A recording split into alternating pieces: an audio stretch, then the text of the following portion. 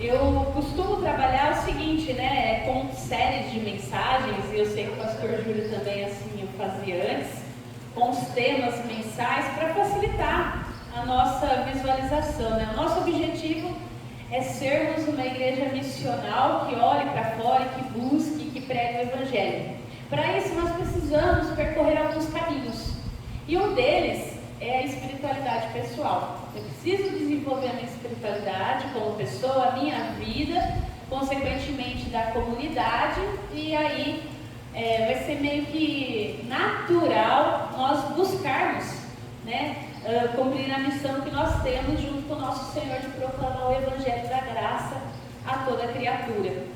E esse mês, então, eu queria começar com os irmãos com essa série que é Organize, não faça resoluções para ano novo, mas crie uma regra de vida. E eu queria ler um texto que está em Deuteronômio 4:9 para esse momento de reflexão. Eu vou ler na Nova Almeida atualizada, que é a que está na projeção, mas você pode acompanhar na sua Bíblia também, que diz o seguinte: tão somente tenham cuidado e guarde bem a sua alma, para que vocês não se esqueçam daquelas coisas que os seus olhos têm visto, e elas não se afastem do seu coração todos os dias da sua vida. Palavras do Senhor. Quem nunca fez uma resolução de ano novo?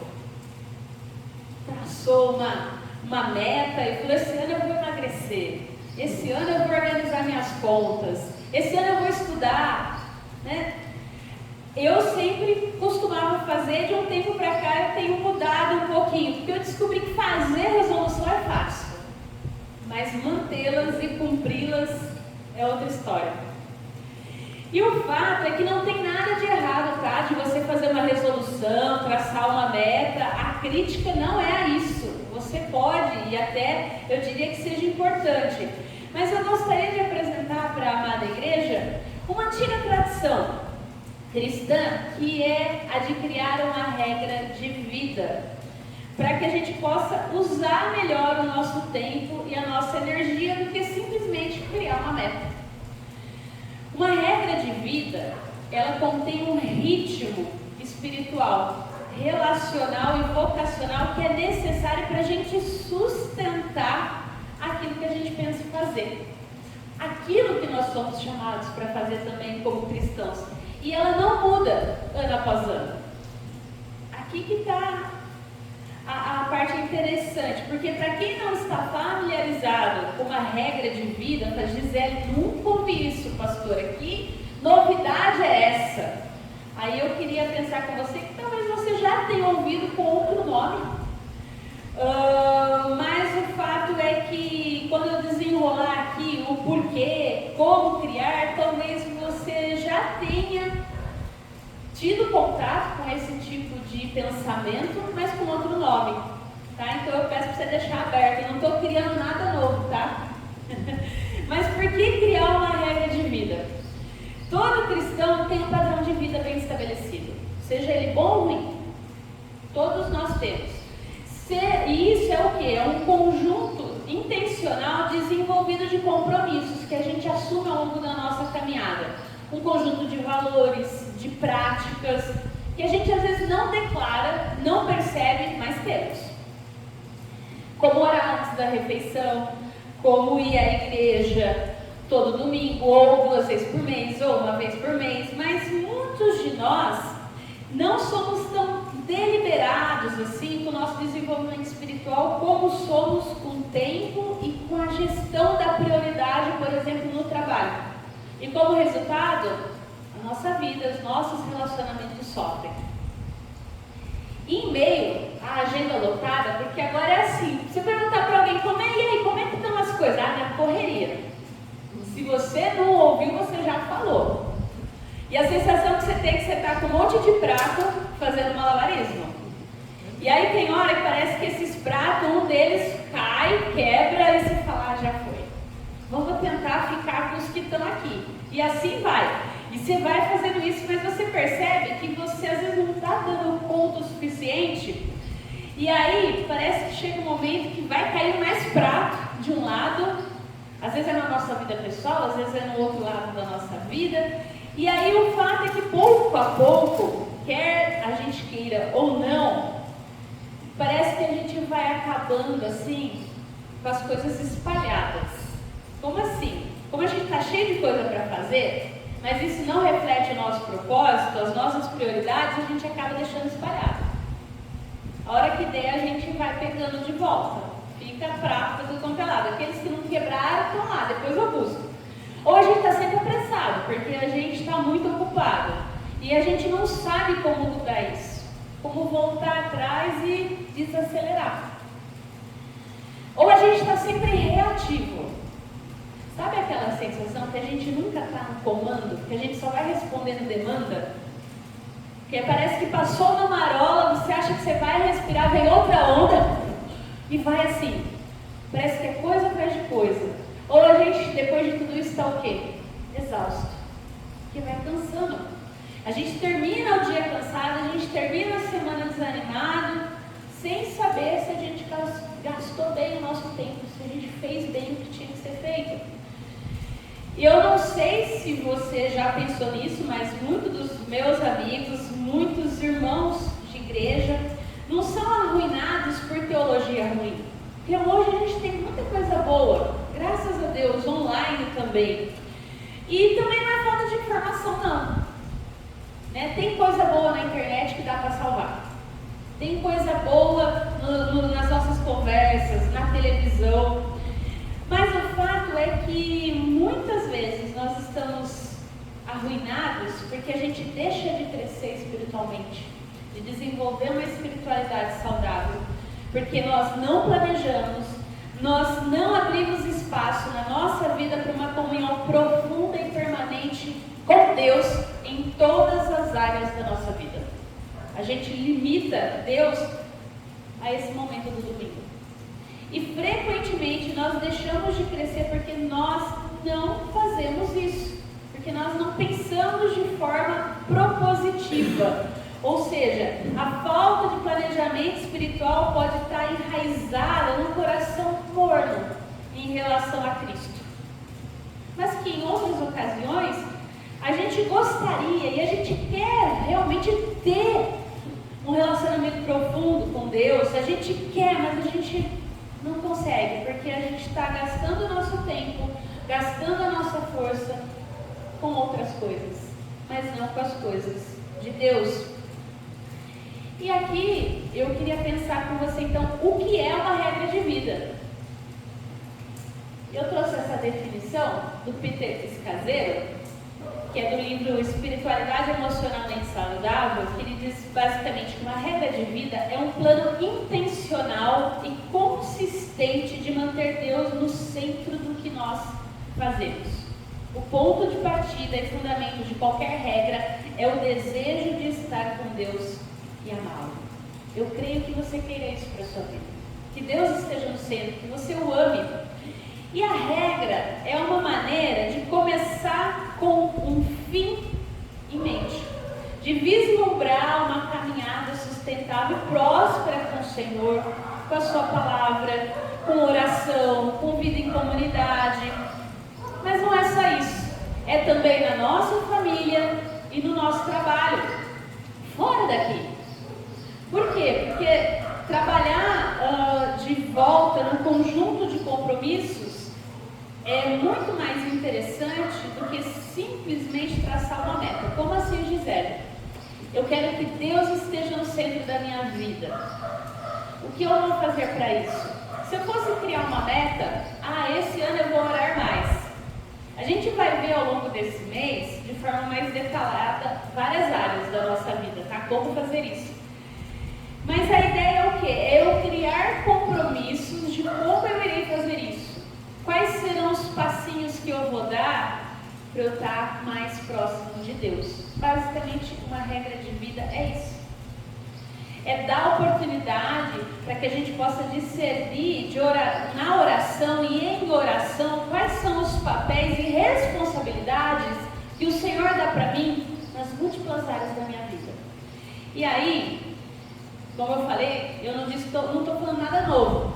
Tá? Isso faz parte da tradição cristã. A ideia de uma regra de vida remonta ao início do movimento monástico lá no século IV depois de Cristo. E a regra mais conhecida é a do padroeiro da nossa cidade, que é São Bento, que é bem disseminada, que foi criada no século VI. Então, a regra de São Bento, ela influenciou os cristãos orientais e ocidentais por cerca de 1.500 anos. Mas, Gisele, a gente é reformado, a gente é protestante, nós não somos católicos. O que isso tem a ver comigo? Lembre-se que a igreja precisava ser reformada. Não era o objetivo do Martinho Lutero separar a igreja. Ou seja, lá na história da igreja tem coisa boa, tem coisa que vale a pena a gente resgatar, olhar com os olhos reformados, ou seja, com os olhos da Bíblia, e eu avaliar se aquilo é bom ou ruim. Certo? Então tem coisa na tradição, por exemplo, as regras de São Bento são do século VI. A reforma protestante aconteceu no século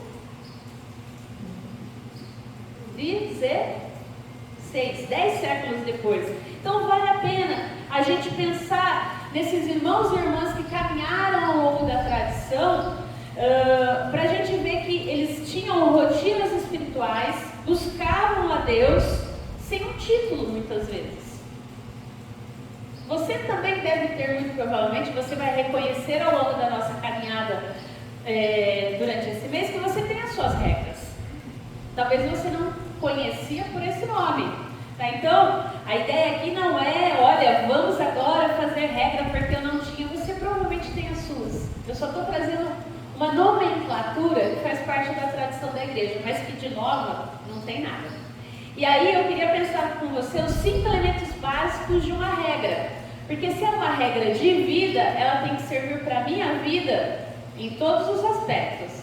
E aí, vamos pensar em 5 elementos ou 5 áreas. Opa,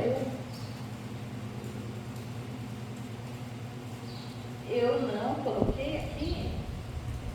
Não. Ficou me bola aqui. Mas vamos lá. Primeiro, relação com Deus.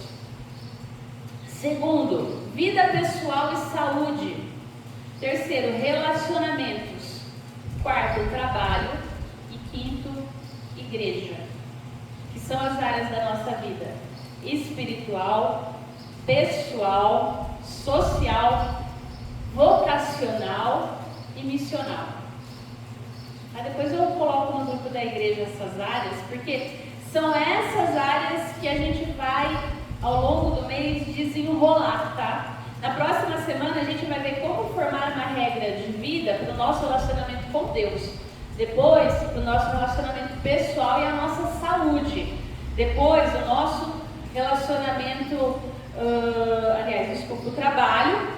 E em fevereiro, que é aniversário da nossa igreja, de 61 anos, a gente vai falar sobre igreja. Aí a gente vai falar o mês inteiro sobre igreja. Já que é aniversário, vamos aproveitar. Porque a ideia, então, da regra, o que é? É habitar em profunda comunhão com Deus, com Cristo, nas várias áreas da minha vida. Então não é só na parte da espiritualidade. Não é só estar e ser igreja aqui. Eu costumava falar lá em São Carlos, e eu vou trazer essa concepção para os irmãos, que esse tempo que a gente está aqui no domingo é o intervalo do jogo. Porque o jogo da fé, o culto, a vida, acontece lá fora, entre a segunda e o sábado. A gente vem aqui no domingo respirar um pouco, tomar um ar, né? Deus vem, trabalha, dá aquele up na gente. Para quê? Para que na hora que a gente esteja lá fora, para a hora que a gente estiver vivendo a nossa vida, a gente possa desenvolver aquilo que Ele nos chamou para fazer. Então, quando a gente pensar em espiritualidade, não é só aqui na igreja, envolve todas as áreas da nossa vida. E aí, nesse sentido, a gente pode pensar que relacionamento com Deus envolve a leitura das Escrituras, a oração, o silêncio, a solitude, o estudo e a reflexão.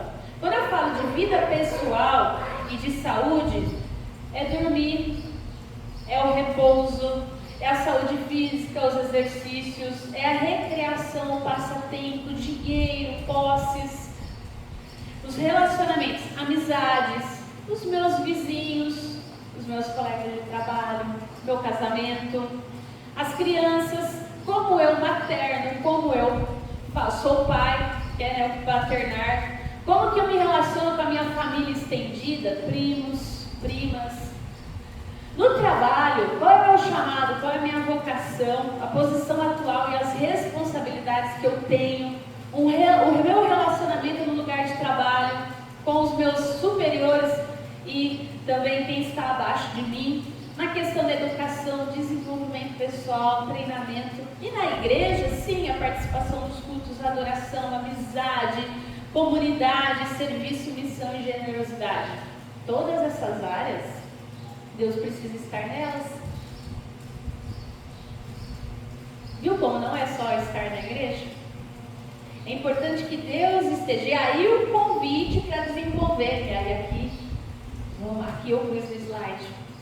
Como criar a sua primeira regra de vida.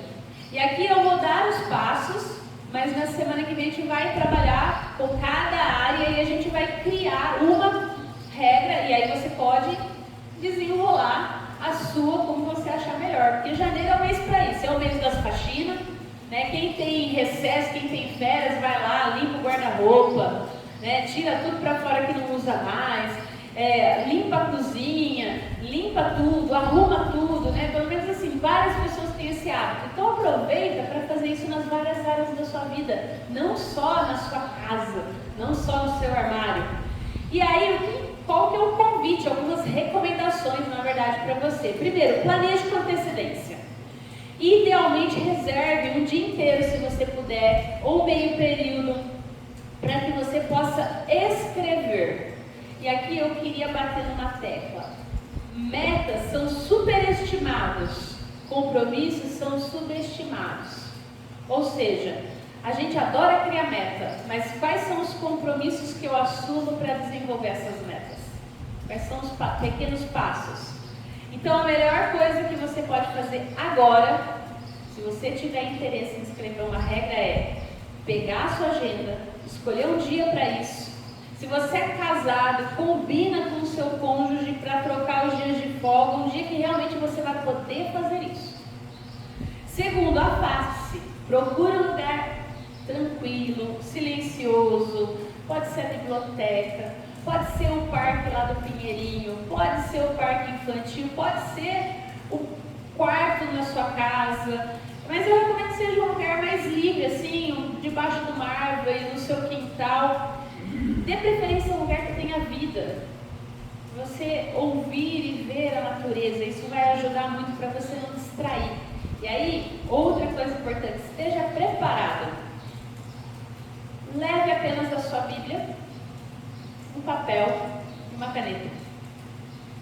Sem smartphone, sem celular, sem nada que vá te interromper, sem nada que vai bipar. Porque a gente ultimamente isso tira a nossa atenção muito rápido.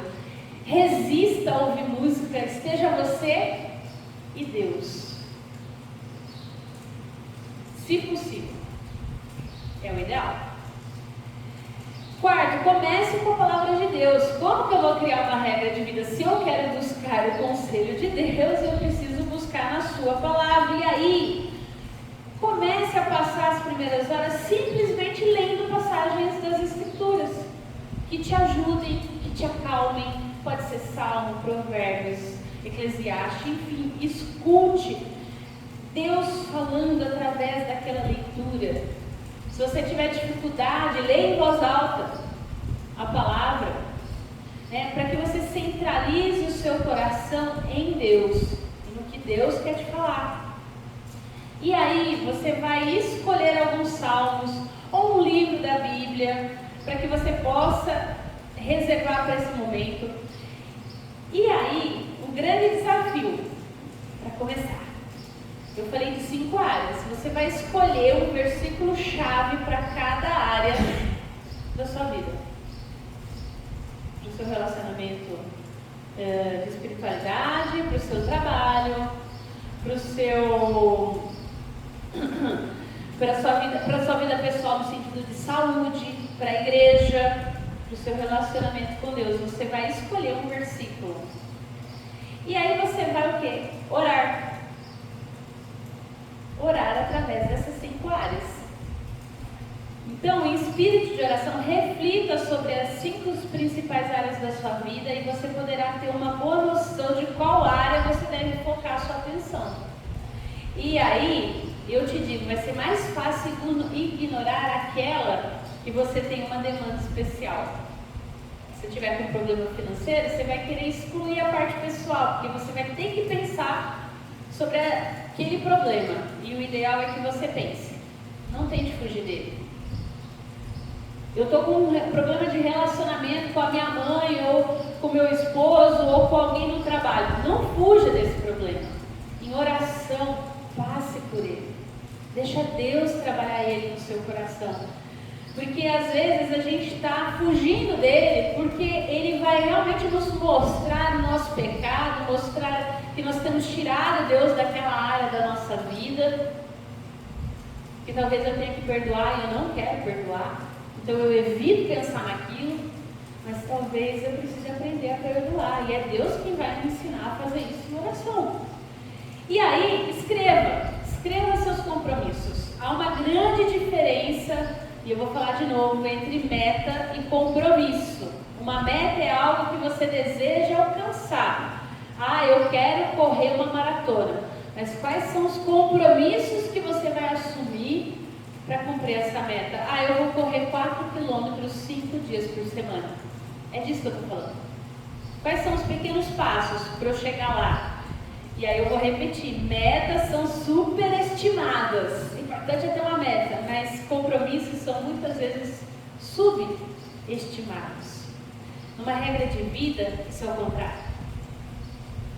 Porque quando o seu dia de retiro estiver completo e você estiver de volta ao mundo da tecnologia, você vai ser sabatinado, você vai ser talvez questionado, mas tenta traduzir esses compromissos no seu calendário, a colocar na agenda, a não protelar, para que você não se distraia.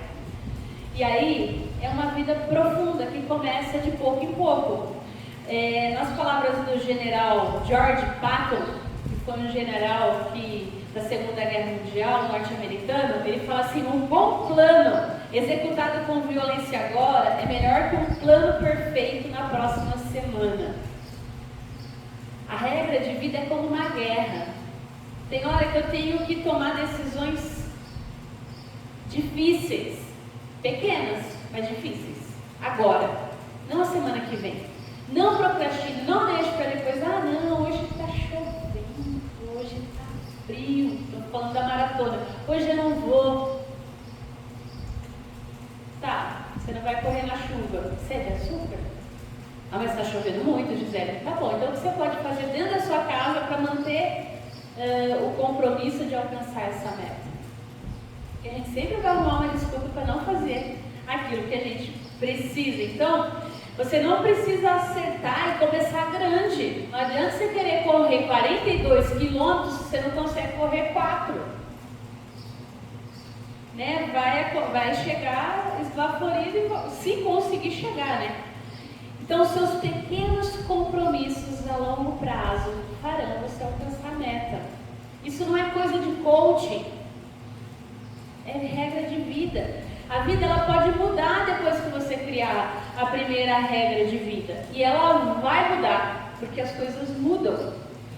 Os seus ritmos de vida vão mudar. E aqui seja importante talvez você pensar que as nossas funções vão mudar, as nossas responsabilidades talvez aumentem durante a vida, mas a regra e a sua prática nos fundamentarão a um conjunto de compromissos e hábitos pequenos que vão consistentemente nos dando paz, alegria e crescimento. De pouco em pouco, Deus vai me dando orientação e eu vou conseguindo. Então, o propósito da regra de vida é criar tempo e espaço intencionalmente para desfrutar de uma comunhão profunda com Deus em todas as áreas da minha vida.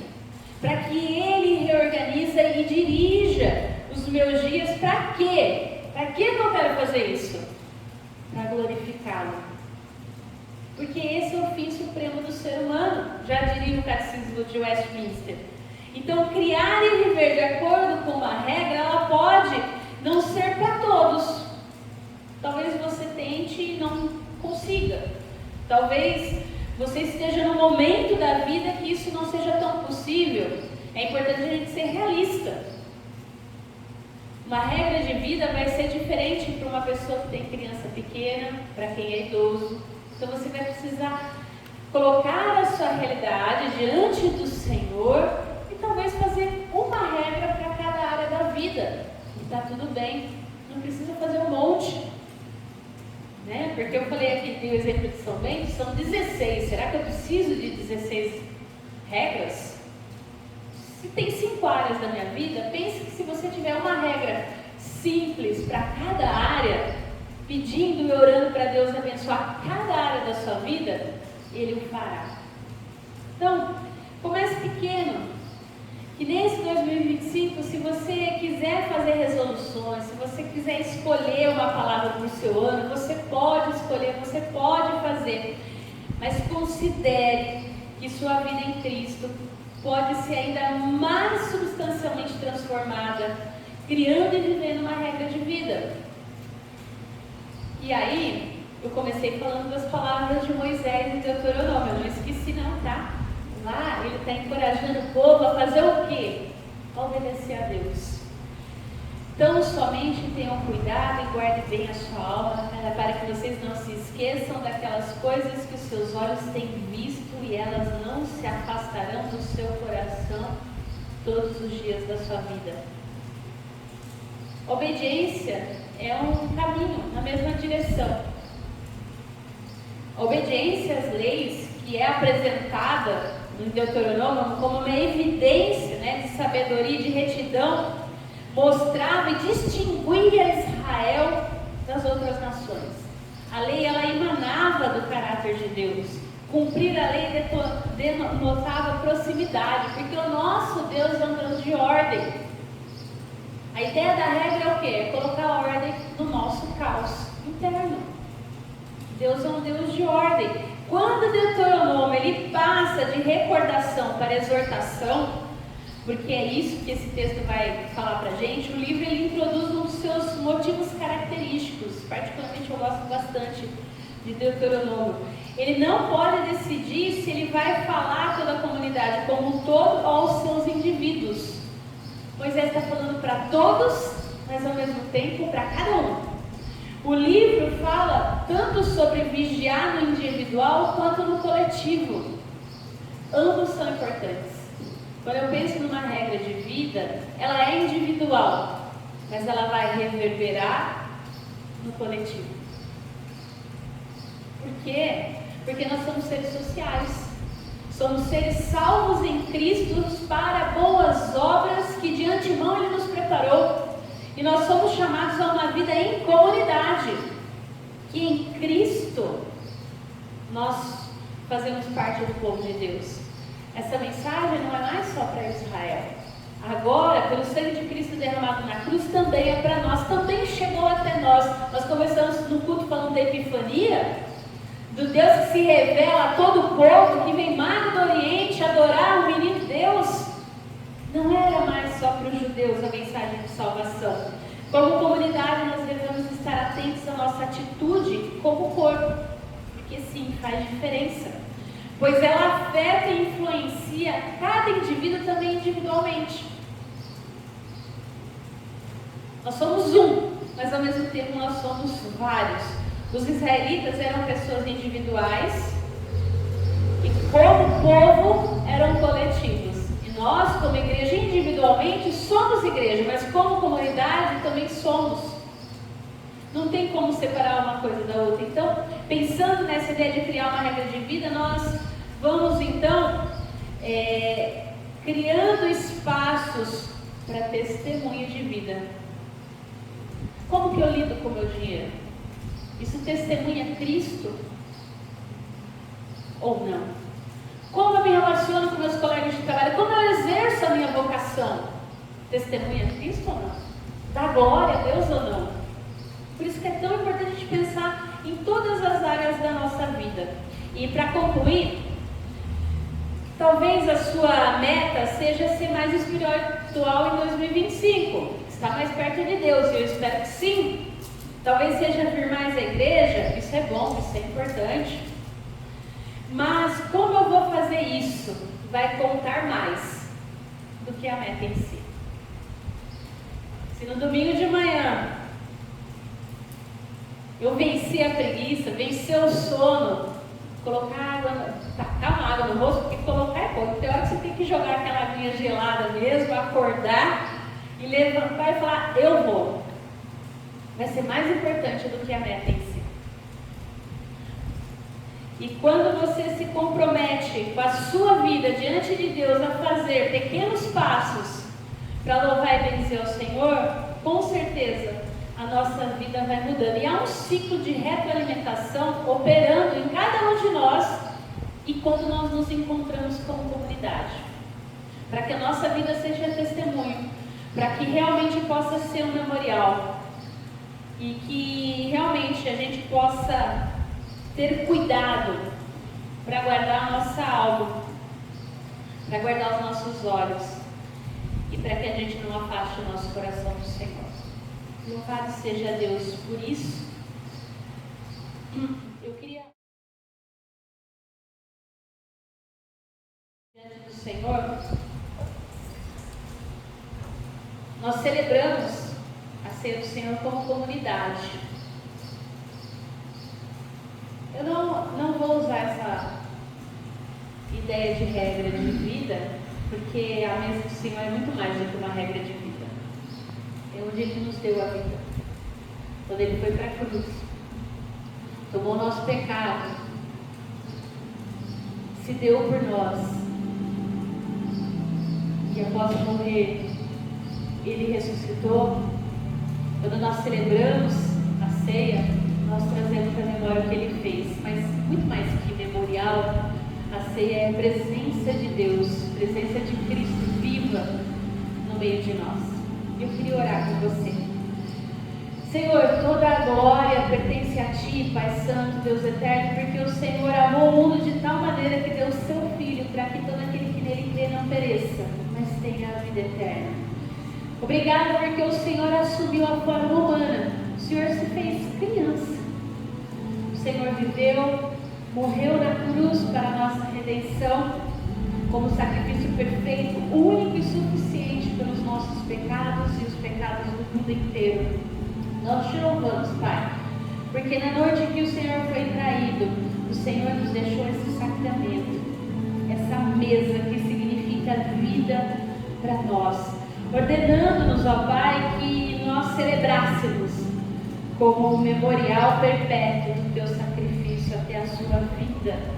Portanto, Senhor, que nós possamos tomar o pão e o vinho com alegria, que nós possamos render graças ao Senhor conforme nos ordenaste, Senhor. Nós lembramos a sua morte, proclamamos a sua ressurreição e anunciamos a sua vida gloriosa. Deus de toda a graça, derrama o teu Espírito sobre cada uma que aqui está, Senhor, para que essas dádivas, ó Pai, do pão e do vinho, sejam para nós a comunhão com o corpo e sangue de Cristo Senhor Jesus. Que a sua presença se faça viva, real no nosso meio, Senhor. Assim como esse pão é para nós o corpo e o sangue, envia-nos, Pai, como o corpo de Cristo para o mundo. Assim como esse sangue, Senhor, esse vinho representa o teu sangue, que nós possamos, ó Deus, lá fora, representar o teu perdão, a tua graça e a tua misericórdia. Enche o nosso coração, ó Deus, com a presença radiante de Cristo, para que as nossas vidas revelem o seu amor. Conserva-nos fiéis, ó Pai, no teu serviço, até quando Cristo vier de novo e nos sentarmos à direita dele e de todo o seu povo, na alegria do teu reino. por teu Filho Jesus, nosso Senhor, com o Espírito Santo e a tua Santa Igreja, toda a glória e toda a honra te sejam dadas, ó Deus Todo-Poderoso, agora e sempre. Amém.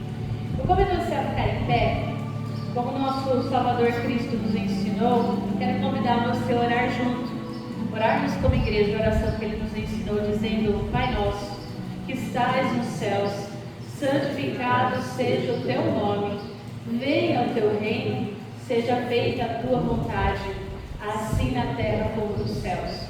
O pão nosso de cada dia nos dai hoje, perdoa as nossas dívidas, assim como nós perdoamos aos nossos devedores, e não nos deixes cair em tentação, mas livra-nos do mal, pois teu é o reino, o poder e a glória para sempre. Amém. A palavra do Senhor nos diz, e aqui, porque do Senhor assim recebi, assim também faço. Que o Senhor Jesus, na noite que foi traído, tomou o pão, deu graças, partiu e deu aos seus discípulos, dizendo que esse é o seu corpo dado em favor de nós. Após haver esse semelhante modo, ele tomou o cálice e disse: esse é o cálice da nova aliança, feito no meu sangue. Fazei isso todas as vezes que beberdes. E isso consiste no mistério da nossa fé. E todas as vezes que comemos e bebemos, nós proclamamos a sua morte e a sua ressurreição, até que Ele venha. Então, comamos e bebamos todos juntos.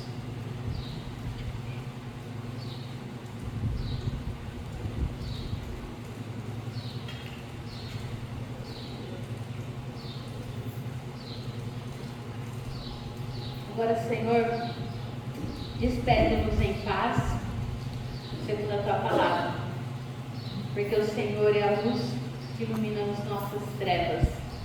O Senhor coloca a ordem no nosso caos. Que nós possamos sair daqui, Senhor Deus, renovados, restaurados, fortalecidos em Ti. Guia-nos, ó Pai, ao longo dessa semana.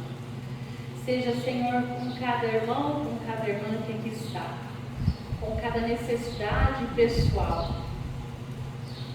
Que o Senhor venha suprindo, ó Deus, todas as suas necessidades, em todas essas áreas que aqui nós falamos, ó Pai. Pessoal, relacional, vocacional, missional. Que o Senhor abençoe, Senhor, as nossas famílias através de nós, o nosso trabalho. Que nós possamos, ó Deus, aonde estivermos, sermos bons dispenseiros, Deus. Que nós possamos falar, que nós possamos proclamar a Ti, através das nossas palavras e também das nossas ações, Senhor. Som do nosso coração. Guarda-nos, ó Deus. Assim nós oramos, assim nós pedimos, em nome de Jesus. Amém. Meus irmãos, receba a bênção. Que a graça do nosso Senhor Jesus Cristo, o amor de Deus Pai, a comunhão e as consolações do Espírito Santo seja sobre você, sobre a sua família, sobre todo o povo de Deus espalhado pela face da terra, hoje e sempre.